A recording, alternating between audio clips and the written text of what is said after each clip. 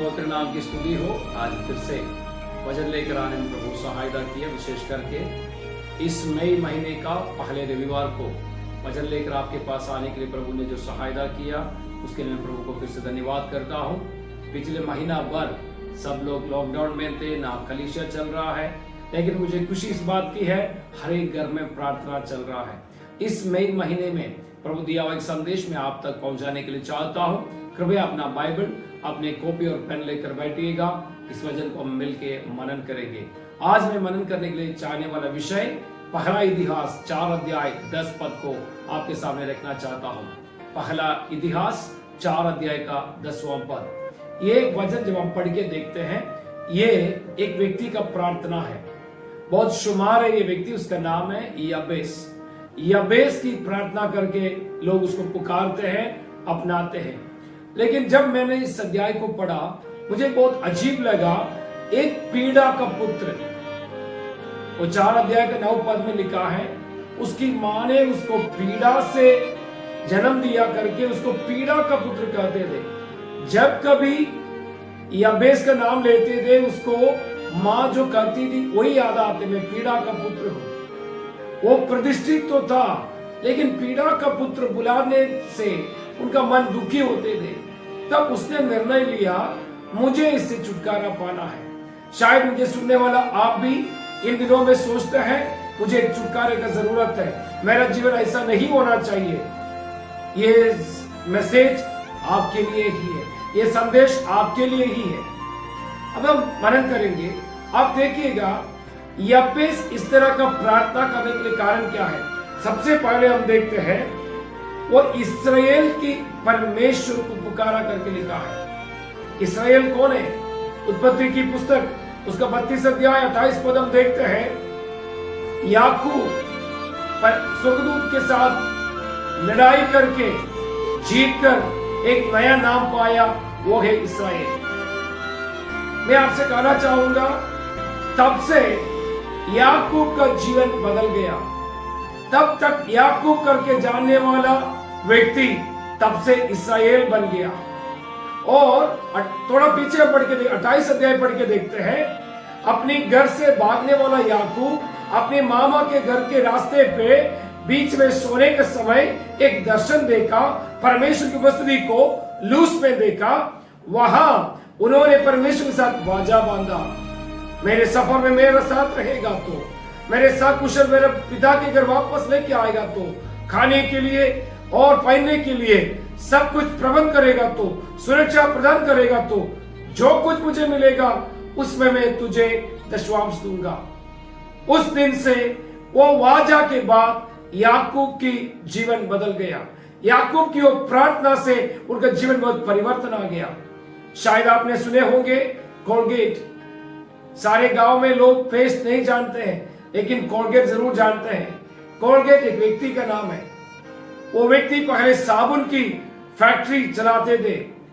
वो फैक्ट्री पूरा बंद करना पड़ा, नुकसान में जाना पड़ा। बहुत निराश होकर, हताश होकर एक दिन वो चर्च में गया।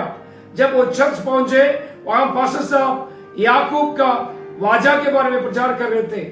जब उसने उस बात को सुना, कोलगेट वो चर्च में बैठकर निर्णय लिया, अगर याकूब एक प्रार्थना करके वाजा बांधने से उनका जीवन में इतना परिवर्तन आया तो मैं भी विश्वास करता हूं, मैं भी परमेश्वर के साथ एक वाजा बांधता हूं। जैसे याकूब प्रार्थना किया, मैं भी प्रार्थना करना चाहता हूं। उसने निर्णय लिया और साबुन का फैक्ट्री तो बंद हो गया, पेस्ट का फैक्ट्री शुरू कर दिया। आज भी बहुत साल बीतने पर भी कोलगेट आपके घर में है, हमारे शहर में है, गांवों में है। कारण क्या है?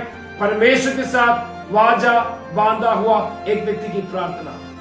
याबेस ने याकूब की प्रार्थना समझकर इस्राएल की परमेश्वर से प्रार्थना करने लगा। क्या प्रार्थना किया? सबसे पहले कहा, हे परमेश्वर तू सचमुच मुझे आशीष दे। आज हर एक इंसान एक आशीष के लिए चाहत में है। मैं आपको भी बताना चाहूंगा, अगर आप आशीष चाहते हो, आशीष का मूल जो परमेश्वर है उसी से प्रार्थना करें। कई जगह में जाके मन्नत मानने से, पैसा खर्च करने से आशीष नहीं आएगी।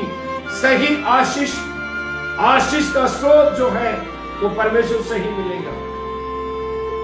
यबेस ने प्रार्थना किया, हे परमेश्वर सचमुच मुझे आशीषित करे। मुझे सुनने वाला भाई बहन, मैं आपसे कहना चाहूंगा, आप जो प्रार्थना करेंगे उसको परमेश्वर ध्यानपूर्वक सुनता है। सबसे पहले वो आशीष का प्रार्थना की। दूसरी बात हम देखते हैं, मेरा देश को, मेरी सीमा को बढ़ाना। वो बढ़ोतरी चाहते थे, वो एक सीमित था। अभी वो सीमा से बढ़ोतरी के लिए प्रभु से प्रार्थना किया। यबेस की प्रार्थना सुनिश्चित था। उनको मालूम है मैं क्या प्रार्थना कर रहा हूं, कैसे प्रार्थना कर रहा हूं, किससे प्रार्थना कर रहा हूं। उसने पहले कहा, प्रभु आप मुझे आशीष दे। दूसरा विषय उसने रखा है, मेरी सीमाओं को बढ़ा दीजिए। अभी मैं अपने गांव में, अपने शहर में सिमटा हूं, लेकिन प्रभु एक बढ़ोतरी मुझे चाहिए। मेरी सीमाओं को, मेरा देश को बढ़ा दीजिए। और तीसरी बात हम देखते हैं, उसने कहा तेरे हाथ मेरे साथ रहे। क्यों यबेस परमेश्वर का हाथ के लिए मांग रहा है?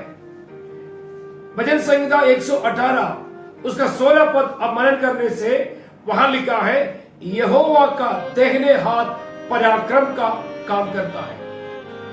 परमेश्वर का पराक्रमी काम करने वाला हाथ साथ में रहेगा तो आपको नुकसान नहीं होगा। वचन में लिखा है, मैंने तेरे नाम को मेरे हथेली में खोद के रखा है।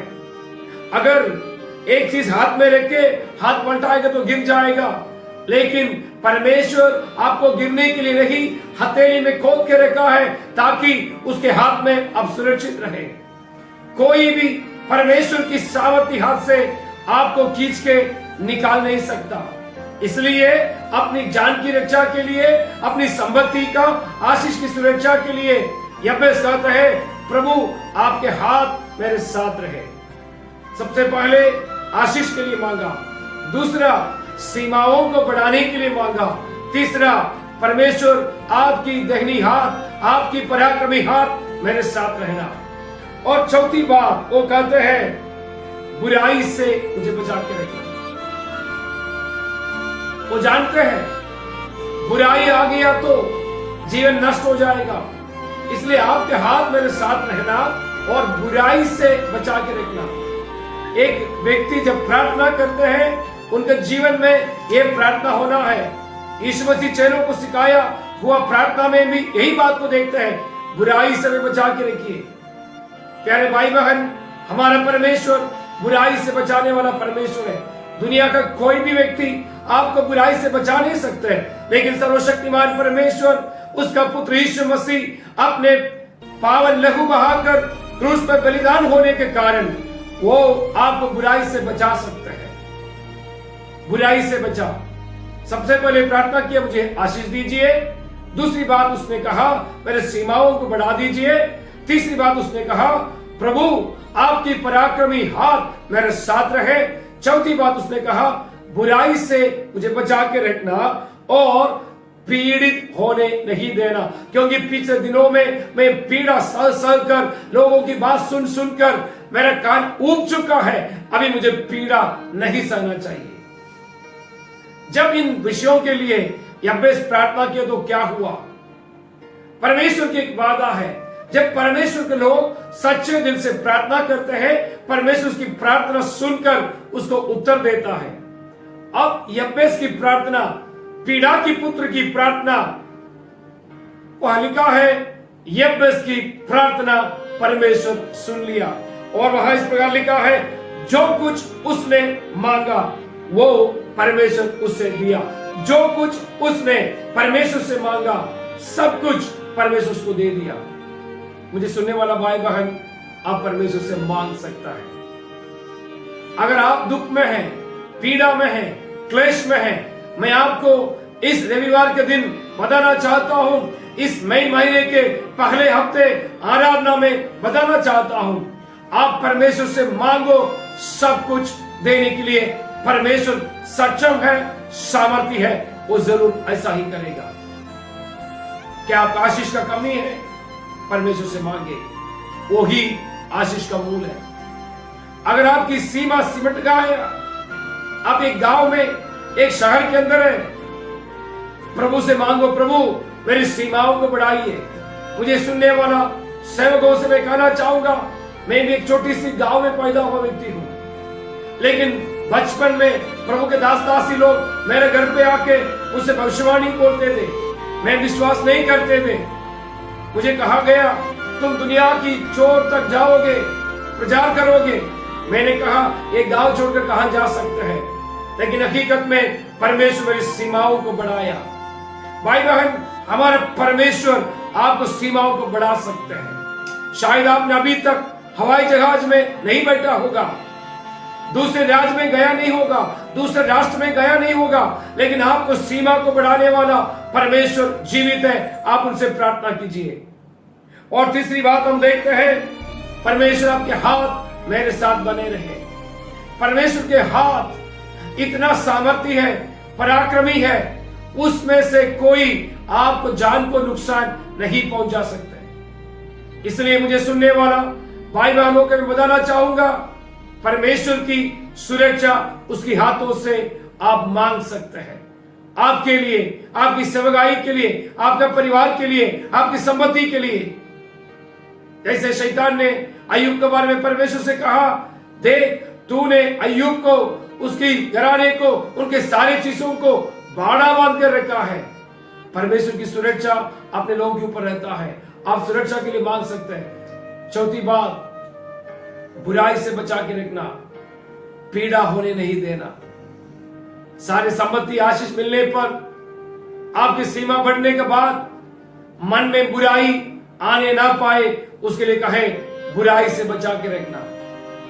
ये बातों के लिए जब यब्बेस ने प्रार्थना किया, स्वर्ग का परमेश्वर सुनकर उन्होंने जो मांगा वो प्रभु किया। तो आज उसका पुत्र यीशु मसीह के द्वारा हम जो कुछ मांगते हैं, यूहन्ना का सुसमाचार 15 अध्याय उसके 7 पद में लिखा है, मेरा वचन तुम में बने रहेगा तो तुम मुझ में बने रहकर जो मांगेगा मेरे नाम से पिता करके देगा।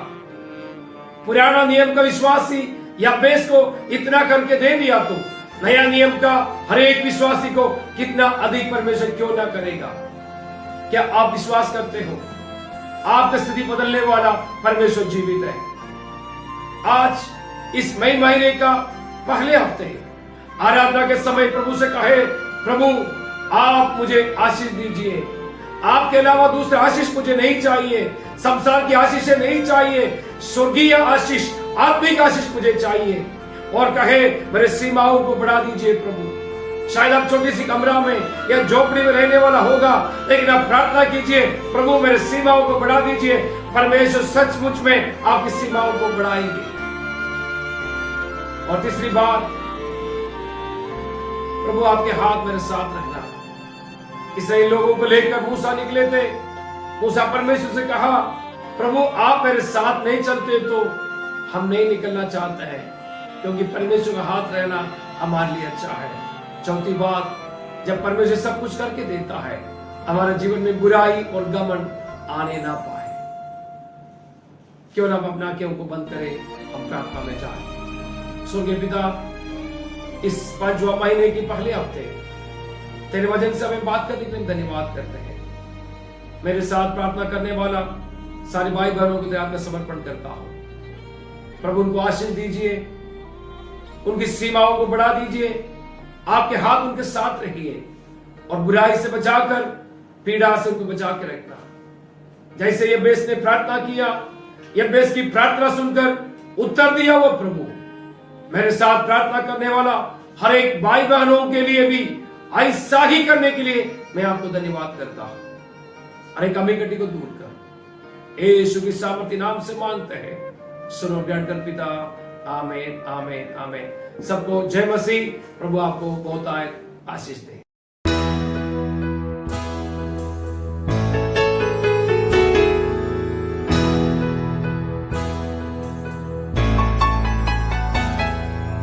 Thank you.